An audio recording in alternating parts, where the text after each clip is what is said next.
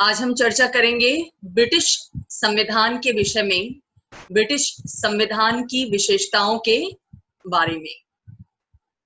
उससे पहले कि हम उसके संविधान की विशेषताओं को जानें, हमें ये जान लेना होगा कि ब्रिटेन का विश्व राजनीति में क्या महत्व रहा है और वर्तमान में उसकी क्या स्थिति है, उसका संवैधानिक इतिहास कैसा रहा है।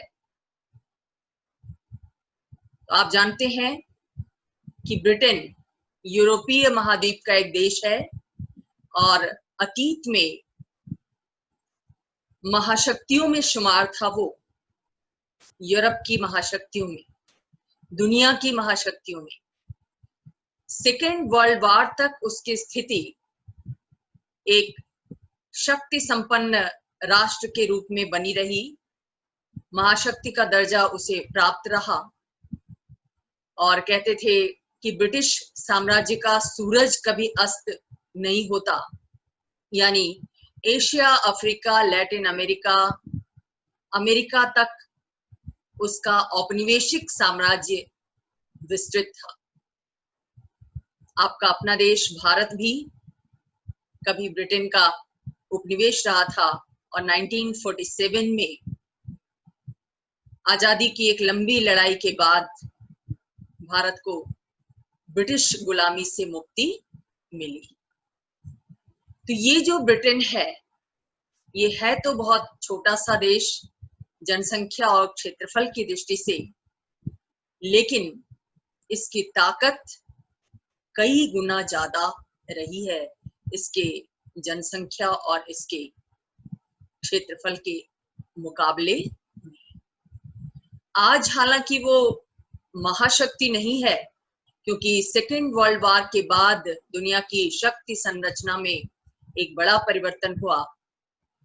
हालांकि सेकेंड वर्ल्ड वॉर में ब्रिटेन मित्र राज्यों में शामिल था और उसकी विजय भी हुई थी, लेकिन सेकेंड वर्ल्ड वॉर में इन मित्र राष्ट्रों को बहुत ज्यादा जनधन की हानि उठानी पड़ी थी। लिहाजा युद्ध खत्म होने के बाद इनमें पहले वाली सामर्थ्य नहीं रह गई थी।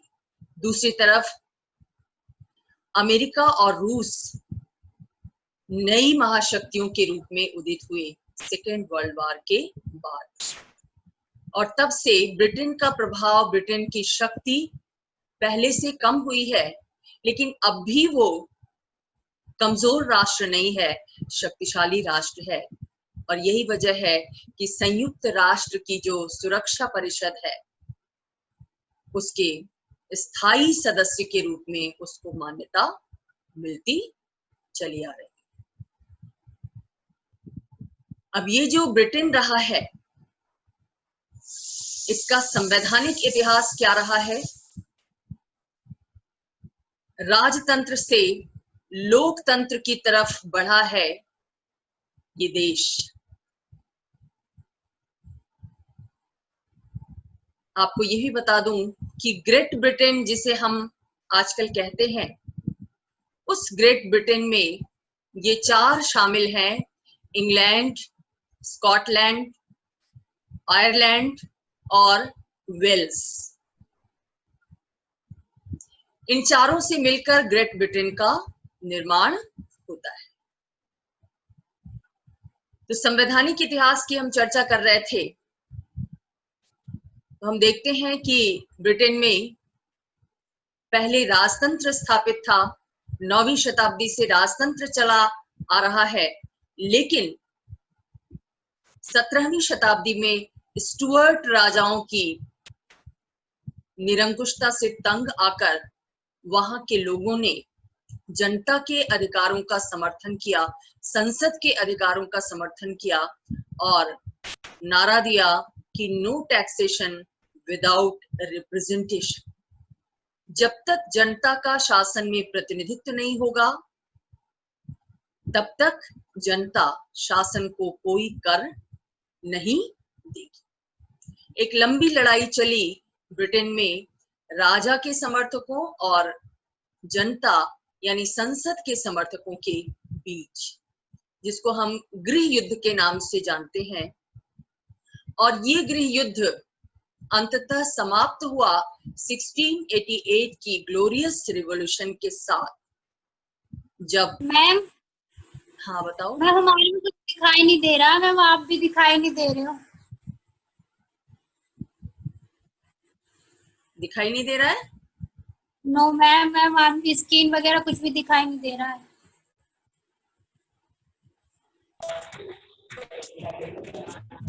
आवाज मेरा सुनाई दे आनंद रही है?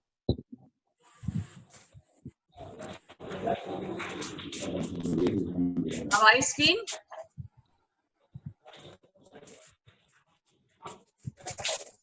मैम अब आ गई स्क्रीन। अच्छा,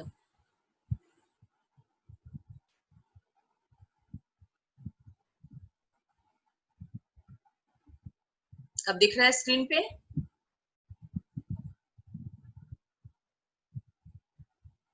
मैम दिख रहा है, दिख रहा है। तो 1688 की ग्लोरियस रिवॉल्यूशन के बाद ब्रिटेन में जनतंत्रीय व्यवस्था स्थापित हुई, यानी गृह युद्ध में संसद समर्थकों को विजय प्राप्त हुई। बीच में 11 वर्षों के लिए एक दौर ऐसा भी आया था जब ब्रिटेन में राजतंत्र पूरी तरह खत्म कर दिया गया था और क्रॉमवेल के नेतृत्व में गणतंत्रीय शासन की स्थापना हुई थी। लेकिन क्रॉमवेल की मृत्यु के बाद राजा को फिर से वापस बुला लिया गया और ये समझौता हुआ राजा और संसद समर्थकों के बीच कि राजा की स्थिति अब से एक नॉमिनल प्रधान की रहेगी। वो राजा तो रहेगा, राजपद पर तो रहेगा वो, लेकिन उसे पहले वाली शक्तियां प्राप्त नहीं होंगी। शासन करने की वास्तविक शक्ति किसके हाथ में होगी? जनप्रतिनिधियों के हाथ में होगी, संसद के पास होगी। इस समझौते के साथ ब्रिटेन में लोकतंत्र की शुरुआत हुई और ऐसा मानते हैं कि आधुनिक लोकतंत्र की सबसे पहले शुरुआत ग्रेट ब्रिटेन जैसे देश में ही हुई।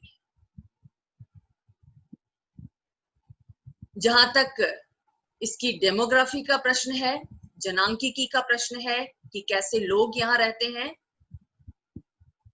तो मेनली ईसाई धर्मावलंबी यहाँ निवास करते हैं। कुछ एशिया और अफ्रीका के प्रवासी लोग भी वहां निवास करते हैं, जो लंबे समय तक रहते रहते वहां एक तरीके से घुल मिल गए हैं। हालांकि कभी कभी उनके द्वारा अपनी पृथक पहचान की आवाजें उठाई जाती हैं, लेकिन सब मिलाकर ऐसा नहीं कहा जा सकता कि ब्रिटेन में उनके द्वारा कोई बड़ा विद्रोहात्मक रुख अपनाया जा रहा। तो ये था ब्रिटेन का संवैधानिक इतिहास, जो संक्षेप में मैंने आपको बताया। अब जहां तक उसके संविधान की बात है कि ब्रिटेन का संविधान कैसा है, क्या विशेषताएं हैं, उसको जानने से पहले आपको ये जान लेना होगा कि संविधान क्या चीज है। संविधान उन आधारभूत नियमों का संग्रह होता है जिन नियमों के आधार पर अन्य नियमों का निर्माण किया जाता है, जिन नियमों के आधार पर सरकार का गठन किया जाता है, सरकार के विभिन्न अंगों की शक्तियों का निर्धारण किया जाता है, और साथ ही सरकार तथा नागरिकों के मध्य संबंध कैसे होंगे, नागरिकों को कौन से अधिकार प्राप्त होंगे, राज्य को उन्हें किस रूप में और किन परिस्थितियों में प्रतिबंधित करने का अधिकार होगा, राज्य व्यक्तियों के लिए क्या कार्य कर सकेगा, इन सारी बातों का जिक्र कहाँ होता है? संविधान में होता है। तो संविधान एक आधारशिला का कार्य करता है और उसी आधारशिला के आधार पर उस राष्ट्र का राजनीतिक विकास होता है, राजनीतिक कार्यवाहियां संपन्न होती हैं, शासन कार्यों का संचालन किया जाता है। इसको संविधान कहते हैं। अब जहां तक ब्रिटिश संविधान की बात है, डी टॉकविले और टॉमस पेन जैसे विचारक ये मानते हैं कि ब्रिटेन में तो कोई संविधान ही नहीं है। वो ऐसा क्यों मानते हैं? क्योंकि उनकी नजर में संविधान लिखित कानूनों का संग्रह होता है, जिन कानूनों के आधार पर सरकार का संचालन किया जाता है, सरकार और नागरिकों के संबंध तय किए जाते हैं, वो कानून लिखित रूप में मौजूद होने चाहिए। और ब्रिटेन का संविधान लिखित संविधान नहीं है। कोई अगर कहे कि ब्रिटिश संविधान की एक कॉपी हमें मिल जाए, तो ऐसा पॉसिबल नहीं है, क्योंकि ब्रिटिश संविधान लिखित नियमों पर आधारित नहीं है। जैसे आप भारतीय संविधान के विषय में जानते हैं कि ये एक लिखित दस्तावेज है। इसका निर्माण एक संविधान सभा के द्वारा एक समय विशेष में बैठकर सोच विचार कर किया गया। इसकी सारी धाराएं सोच विचार कर बनाई गई, वाद विवाद के बाद बनाई गई, और फिर जो निचोड़ निकला, उस निचोड़ को संवैधानिक नियमों के रूप में संविधान नामक ग्रंथ में संकलित किया गया। ब्रिटेन के साथ ऐसा नहीं है, क्योंकि ब्रिटेन की कोई संविधान सभा नहीं बनी और उसका कोई पूरा लिखित स्वरूप हमारे सामने मौजूद नहीं है। इसी वजह से ये विचारक कहते हैं कि ब्रिटेन में कोई संविधान ही नहीं है। लेकिन ऐसा नहीं है। संवैधानिक नियम लिखित रूप में ही हो ये जरूरी नहीं है।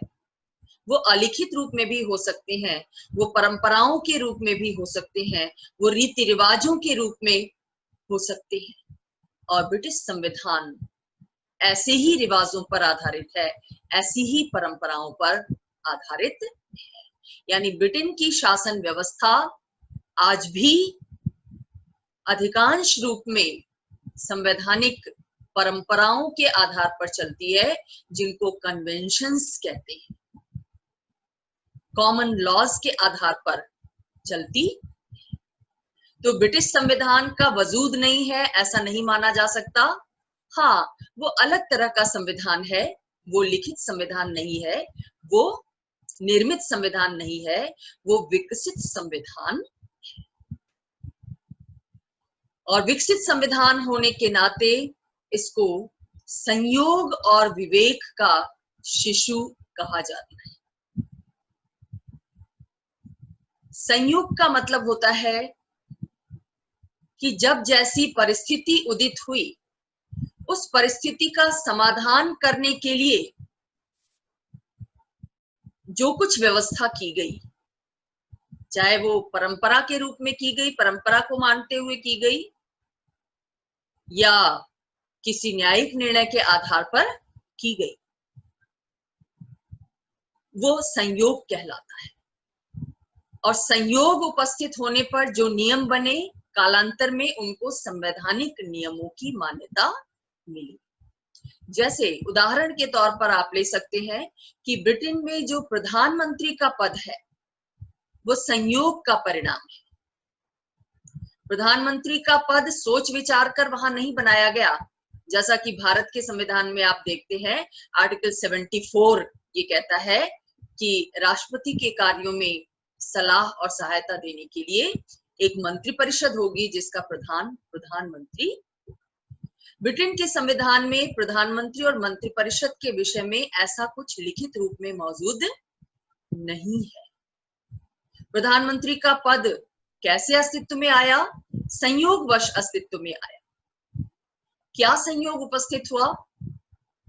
पहले ब्रिटेन में ये परंपरा प्रचलित थी कि राजा मंत्रिमंडल की बैठकों की अध्यक्षता करेगा। लेकिन एक समय ऐसा आया जब जॉर्ज राजा को अंग्रेजी नहीं आती थी तो वो कैसे कम्युनिकेट करें मंत्रिपरिषद के साथ। दूसरे, उनको राजनीतिक विषयों में दिलचस्पी भी नहीं थी, क्योंकि राजा का पद तो वंश परंपरा के आधार पर प्राप्त होता है और ये जरूरी नहीं है कि राजा की संतान में भी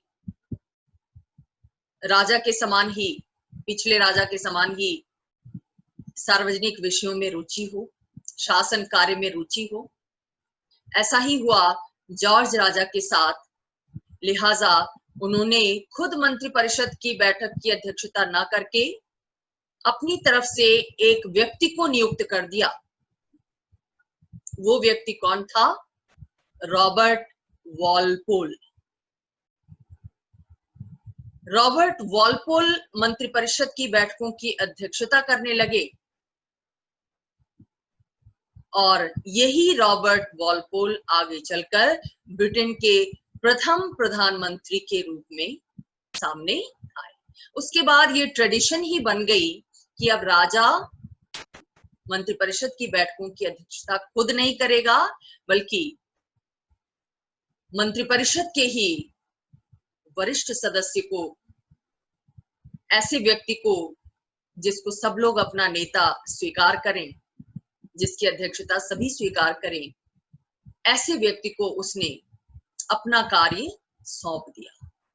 तो तब से प्रधानमंत्री का पद चला आ रहा है। ये एक ट्रेडिशन बन गई, ये एक परंपरा की देन है, कोई लिखित विधान इस विषय में नहीं है। तो ये है संयोग। और विवेक का शिशु क्यों?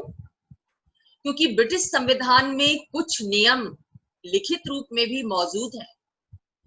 वो बेशक अलिखित संविधान है, विकसित संविधान है, संविधान का बहुत बड़ा भाग परंपराओं के रूप में है, अभिसमयों के रूप में है, लेकिन संसद ने भी बहुत सारे कानून बनाए हैं सोच विचार कर, जो संवैधानिक नियमों के रूप में मान्य है। तो संसद में जो कानून बना है या बनाया गया है वो विवेक पूर्ण है, क्योंकि संसद में विचार विमर्श के आधार पर कानून निर्माण किया जाता है। किसी एक व्यक्ति का या राजा का विवेक उसमें शामिल नहीं होता, बल्कि सामूहिक विवेक के आधार पर संसद में विचार विमर्श के आधार पर, वाद विवाद के आधार पर, मतदान के आधार पर कानूनों का निर्माण होता है। तो एक तरफ जहां संयोग है ब्रिटिश संविधान में, वहीं विवेक भी है। संयोग परंपराओं के रूप में है, परिस्थिति जन्य परंपराओं के रूप में, और विवेक संसद द्वारा सोच विचार कर बनाए गए कानूनों के रूप में। इसलिए ब्रिटिश संविधान को संयोग और विवेक दोनों का शिशु कहा जाता है।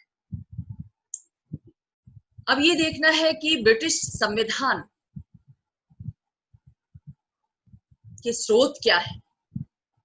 अगर वो विकसित संविधान है, लिखित संविधान नहीं है पूरी तरह, तो फिर उसके सोर्सेस क्या है? कहां से संवैधानिक परंपराएं उदित हुई हैं? कहां से वहां की शासन व्यवस्था का स्वरूप निर्धारित हुआ है? आप ये जान चुके हैं कि ब्रिटेन का संवैधानिक इतिहास राजतंत्र से प्रजातंत्र की ओर विकसित हुआ है। लिहाजा इस यात्रा में बहुत सारे चार्टर्स अस्तित्व में आए हैं, घोषणा पत्र अस्तित्व में आए हैं।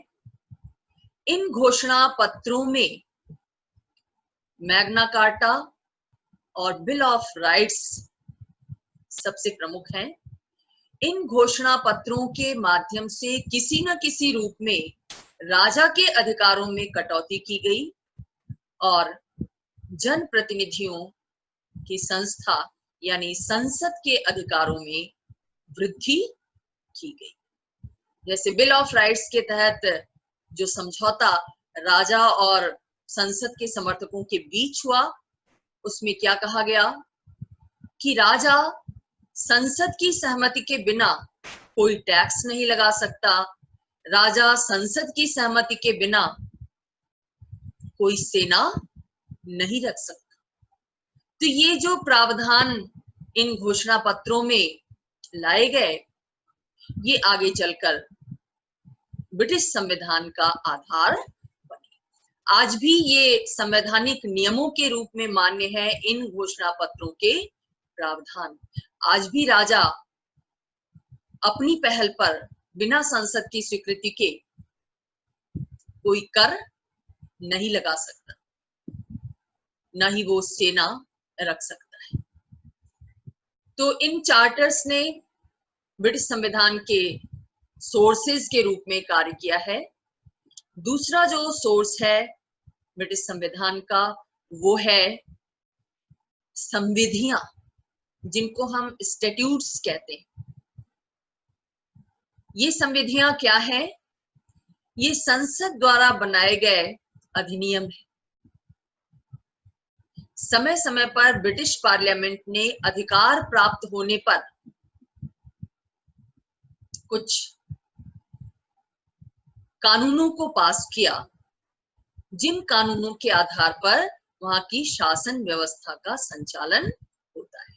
जैसे 1832 में उसने कानून पास किया, 1867 में, 1884 में, 1918 में, 1928 में, 1911 में, 1949 में, 1931 में वेस्टमिनिस्टर परिनियम, 1958 में लाइफ पीयरेज अधिनियम।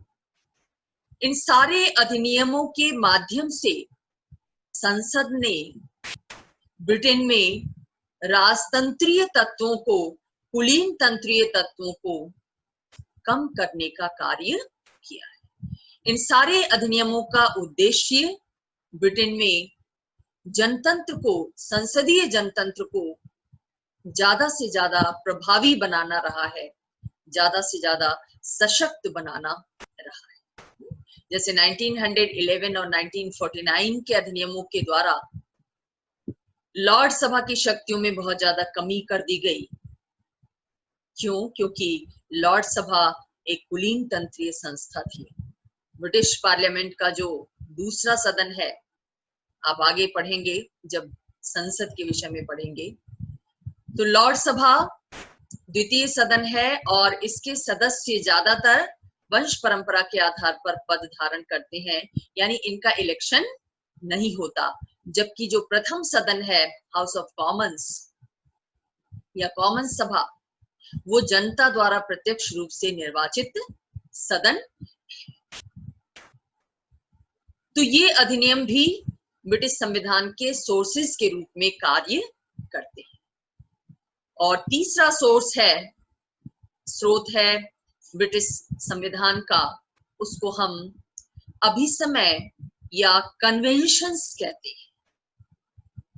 ये कन्वेंशंस वो परंपराएं हैं, जो परंपराएं लंबे समय से ब्रिटेन में चली आ रही हैं और जिन परंपराओं की उपयोगिता, उनका महत्व सिद्ध हो चुका है। आज भी शासन के बहुत से कार्य इन परंपराओं के आधार पर ही संपन्न किए जाते हैं। अधिकांश कार्य, या यूं कहें कि ब्रिटिश शासन व्यवस्था का संचालन अधिकांश रूप में इन संवैधानिक अभिसमयों के माध्यम से किया जाता है। आपको ये भी जान लेना चाहिए कि ब्रिटिश लोग स्वभाव से बहुत कंजर्वेटिव हैं, बहुत ज्यादा परंपरा प्रिय हैं। उन्हें अपनी पुरानी परंपराओं से बहुत ज्यादा लगाव है और इन परंपराओं को वो अपनी शासन व्यवस्था में भी बहुत महत्वपूर्ण स्थान प्रदान करते हैं। तो ये है अभिसमय, इनके विषय में भी डिटेल में आप आगे पढ़ेंगे। और जो चौथा स्रोत है ब्रिटिश संविधान का, वो है सामान्य कानून या प्रचलित कानून, जिनको कॉमन लॉज कहते हैं। ये कॉमन लॉज क्या है? ये भी परंपराएं ही हैं, लेकिन ये वैसी परंपराएं हैं जिन परंपराओं को न्यायपालिका द्वारा मान्यता दे दी गई है, और न्यायपालिका अपने निर्णयों में इन परंपराओं का उपयोग करती। ऐसा माना जाता है कि राजा हेनरी सेकंड के समय ये कॉमन लॉ प्रचलित हुए, क्योंकि हेनरी द्वितीय ने विभिन्न क्षेत्रों में न्याय कार्य के लिए न्यायाधीशों को उन स्थानों पर भेजा, और वहां जाकर उन न्यायाधीशों ने वहां की परंपराओं को जाना, समझा, और उन परंपराओं का औचित्य समझते हुए निर्णय प्रदान करने का कार्य वहां की परंपरा के अनुसार किया। बाद में यही परंपराएं न्यायिक निर्णयों का आधार बनने लगी। आगे जब भी वैसे मुकदमे आते, उन पारंपरिक नियमों के आधार पर न्यायाधीश निर्णय प्रदान करने का कार्य करते। तो ब्रिटिश संविधान का एक बहुत बड़ा भाग इन कॉमन लॉज के रूप में, यानी उन परंपराओं के रूप में जिन परंपराओं को न्यायिक मान्यता मिल चुकी है, उनकी उपयोगिता को देखते। अगला जो सोर्स है वो है न्यायिक निर्णय और विधि शास्त्रियों की टीकाएं। न्यायिक निर्णय क्या है? कई बार न्यायाधीशों के सामने, न्यायालय के सामने ऐसे मुकदमे आ जाते हैं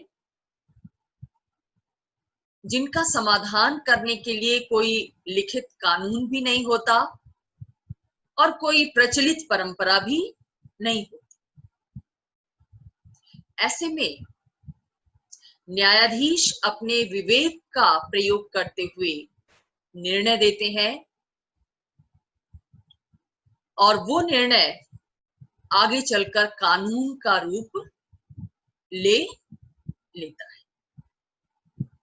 जैसे आप उदाहरण के रूप में ले सकते हैं मर्सी किलिंग का कंसेप्ट। दया मृत्यु का नाम सुना है?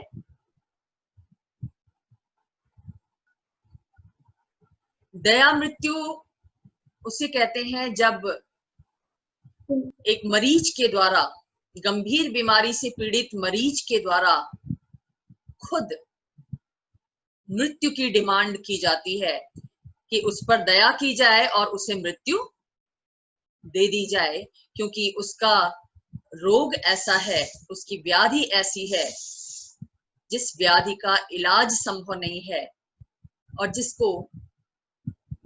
जिसका अंत अल्टीमेटली मृत्यु ही है। तो जो मृत्यु बाद में होगी वो अभी क्यों ना हो जाए, क्योंकि अभी होगी तो कष्ट कम झेलना पड़ेगा। तो ऐसे बहुत सारे उदाहरण सामने आए जब मरीजों के द्वारा इस तरह की डिमांड की गई। ये एक अप्रत्याशित दृश्य था, क्योंकि आमतौर पर क्या माना जाता है कि जो मरीज व्यक्ति है वो अपने ठीक होने की मांग करेगा, स्वस्थ होने की मांग करेगा, न कि मृत्यु की मांग करेगा। मैम अप्रत्याशित क्या होता है? मतलब अचानक जिसकी आशा ना की गई हो। अप्रत्याशित, ऐसी बात जो आशा के अनुरूप नहीं है, है ना? ऐसी आशा किसी ने नहीं की थी ना कि एक समय आएगा जब मरीजों के द्वारा खुद अपनी मृत्यु की डिमांड की जाएगी, गंभीर रूप से पीड़ित व्याधिग्रस्त मरीजों के द्वारा। ओके। तो ये ऐसी स्थिति थी जिसके विषय में कल्पना नहीं की गई थी, और इस विषय में यानी चिकित्सा के क्षेत्र में जो कानून बनाए गए थे वो कानून भी इसके विषय में कोई निर्देश नहीं करते थे। जो कानून बने थे वो कैसे थे? रोगियों के स्वास्थ्य लाभ से संबंधित, डॉक्टर्स को कार्य की आवश्यक दशाएं उपलब्ध कराने से संबंधित इस रूप में कानून मौजूद थे चिकित्सा क्षेत्र में। यानी ये जो नई परिस्थिति उपजी उसके विषय में कोई कानून नहीं था। मान लीजिए ये कानून न्यायपालिका के पास गया, ये मामला न्यायपालिका के पास गया कि भाई रोगी के द्वारा खुद अपनी मृत्यु की मांग की जा रही है, तो क्या ऐसा करना जस्टिफाइड होगा? क्योंकि किसी को भी किसी का जीवन लेने का अधिकार नहीं है, ये अमानवीय है और जीवन के अधिकार का उल्लंघन। तो न्यायपालिका के पास जब ये मामला जाए अगर, तो न्यायपालिका क्या करेगी? कोई कानून नहीं है इसके बारे में, कोई परंपरा भी नहीं है, क्योंकि ये एकदम नई सी चीज है, नई परिस्थिति है। ऐसे में न्यायाधीश अपने विवेक का प्रयोग करेंगे। और मान लीजिए उन्होंने अपने विवेक का प्रयोग किया और ये निर्णय दिया कि अधिकारों की दृष्टि से तो ये मांग उचित नहीं हो सकती है, लेकिन अगर परिस्थिति ऐसी है, मरीज ऐसे रोग से पीड़ित है जिसमें उसके शरीर को, मन को कष्ट ही कष्ट है, तो इस बात का उसे अधिकार मिलना चाहिए कि वो अपनी इच्छा से अपनी मृत्यु का वरण कर सके। और ऐसी मृत्यु में हत्या का कोई आरोप नहीं लगेगा। तो परिस्थितियों को देखते हुए, परिस्थितियों की डिमांड को देखते हुए न्यायपालिका के द्वारा जब अपने विवेक के आधार पर निर्णय दिया जाता है, ब्रिटेन में भी न्यायालयों ने बहुत सारे निर्णय अपने विवेक के आधार पर दिए, क्योंकि बहुत सी परिस्थितियां ऐसी आई जिनके विषय में ना तो कोई कन्वेंशन था, ना ही कोई लिखित नियम था। तो एक बार जब न्यायपालिका ने उस विषय में निर्णय दे दिया अपने विवेक का प्रयोग करते हुए, तो वो निर्णय कानून बन गया। आगे जब भी उसके सामने ऐसी ही परिस्थिति से रिलेटेड केसेस आएंगे, तो इस निर्णय को कानून मानते हुए निर्णय प्रदान करने का कार्य किया जाएगा। तो ये होते हैं न्यायिक निर्णय। ये न्यायिक निर्णय सामान्य न्यायिक निर्णय नहीं है, बल्कि विशेष परिस्थितियों में अपने विवेक का प्रयोग करते हुए न्यायाधीशों द्वारा दिए गए निर्णय हैं। ऐसे निर्णय जिनके पीछे कोई प्रचलित कानून नहीं है, जिनके पीछे कोई लिखित कानून नहीं। तो ऐसे निर्णयों की संख्या भी ब्रिटेन में बहुत ज्यादा है और ये निर्णय संवैधानिक कानून के रूप में मान्य। इसी प्रकार विधि शास्त्रियों की टीकाएं भी संविधान का एक बड़ा स्रोत है। ये टीकाएं क्या होती हैं? हर देश में आप जानते होंगे कि कुछ संविधान विशेषज्ञ होते हैं, कुछ विधि विशेषज्ञ होते हैं, जो संवैधानिक नियमों को व्याख्यायित करते हुए कुछ टीकाएं लिखते हैं, कुछ पुस्तकों की रचना करते हैं, कुछ साहित्य का सृजन करते ओके। जैसे ब्रिटिश संविधान के विषय में प्रोफेसर डायसी ने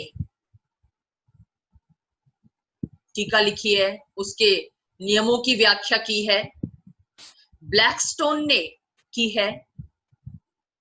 तो इनके द्वारा, इन विद्वानों के द्वारा जो कानून के जानकार हैं, जो संविधान के जानकार हैं, उनके द्वारा टीका करते हुए जो कुछ लिखा जाता है, जो कुछ भी तथ्य सामने रखा जाता है, उस तथ्य को संवैधानिक नियमों की मान्यता प्राप्त हो जाती है। लोग उनकी टीकाओं को प्रामाणिक मानते हुए, उपयोगी मानते हुए विभिन्न केसेस में उनका उल्लेख करते हैं, उनको आधार बनाकर निर्णय देते हैं, उनको आधार बनाकर कार्य करते हैं। जैसे प्रोफेसर डायसी ने ब्रिटिश संसद की सर्वोच्चता के विषय में अपना मत दिया कि ब्रिटिश पार्लियामेंट किस अर्थ में सर्वोच्च है, तो उनकी ही व्याख्या को माना जाता है और ब्रिटिश संसद की संप्रभुता की व्याख्या करते समय उनके द्वारा जो कुछ उद्धृत किया गया है उसको मान्यता दी जाती है। तो ये होती है विधि शास्त्रियों की टीकाएं। विधि शास्त्री मतलब कानून के जानकार। कानून के जानकार समय समय पर संवैधानिक नियमों के ऊपर टीकाएं लिखते हैं, उनकी व्याख्या करते। तो ये थी ब्रिटिश संविधान के स्रोत। अब आपको एक एक करके देखना है कि जो मौजूदा ब्रिटिश संविधान है उसकी खासियत क्या है, उसकी विशेषता क्या है। सबसे पहली विशेषता, जैसा आपने जाना कि ब्रिटेन का संविधान एक विकसित संविधान है, धीरे धीरे उसका डेवलपमेंट हुआ है, वो एक समय विशेष में बनाया नहीं गया है, वो निर्मित नहीं है।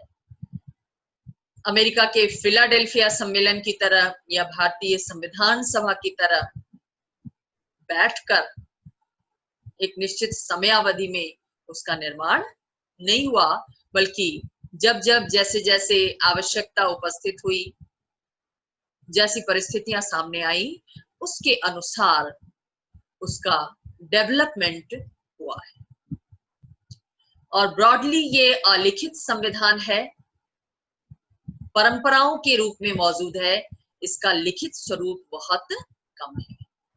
अलिखित संविधान का मतलब ये नहीं होता कि सारे के सारे संवैधानिक नियम सिर्फ परंपराओं के रूप में होंगे। आपने देखा कि बहुत से कानून ब्रिटिश संसद के द्वारा बनाए गए हैं,